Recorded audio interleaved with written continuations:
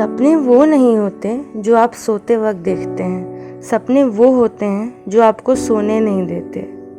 Hello दोस्तों, आज मैं एक बहुत शानदार सी कहानी लेकर आई हूँ। ये स्टोरी से आपको मालूम होगा कि जो आप सोच सकते हैं वो यकीनन आप हासिल भी कर सकते हैं।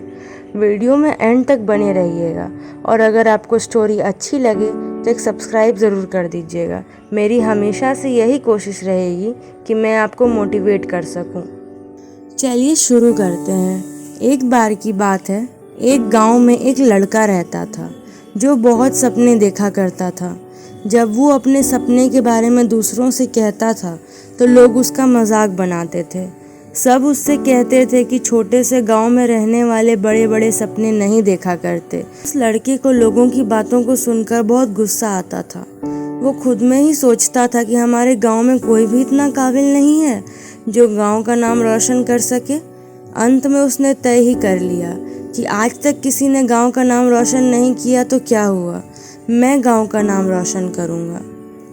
लड़की के दोस्त ने उसकी बातों को सुना और समझा और उसे बताया कि गांव के पास में ही एक लाइब्रेरी है जहां जाकर उसे हर तरह का ज्ञान मिल सकता है।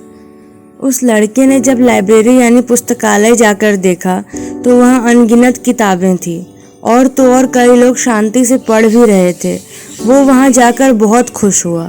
उसे लगने लगा कि अब उसके लिए कुछ भी मुश्किल नहीं है।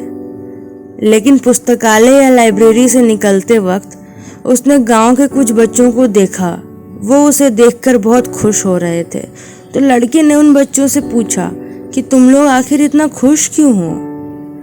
तो उन बच्चों में से एक बच्चा खुश होकर बोला, भाई आप अपने सपने के लिए इतनी मेहनत कर रहे हैं, आपको एक दिन सफलता ज़रूर मिलेगी और हम भी बड़े होकर आपके जैसी मेहनत करेंगे और सफल होकर दिखाएंगे।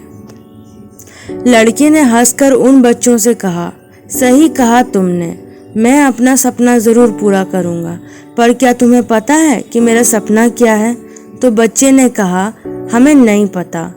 तब लड़के ने बताया, मैं अपने इसी गांव को शहर जैसा बनाना चाहता हूँ। जैसे शहर के बच्चे पढ़ते लिखते और तरक्की करते हैं, बिल्कुल वैसे ही गांव के बच्चे भी तरक्की करेंगे।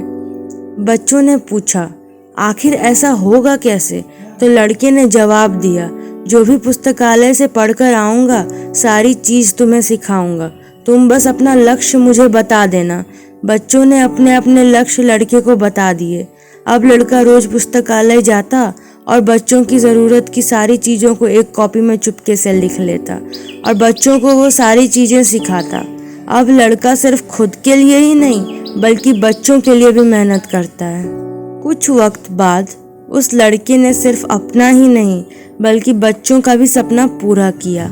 ये सब देखकर लड़के के दोस्त ने कहा, तेरा सपना तो एक महान राइटर बनने का था, तो तू इन बच्चों पर वक्त क्यों बर्बाद कर रहा है?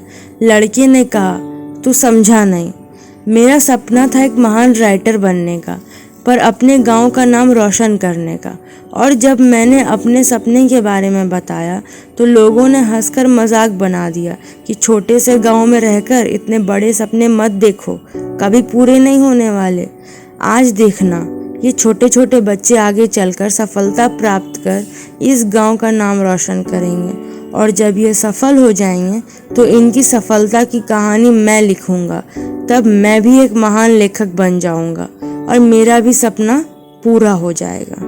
तो इस कहानी से हमें ये सीखने को मिलता है कि अगर सफलता पाने के लिए कोई रास्ता नहीं दिखे तो खुद ही रास्ता बनाना पड़ता है, क्योंकि सफलता भी उन्हीं लोगों को मिलती है जो कभी हार नहीं मानते।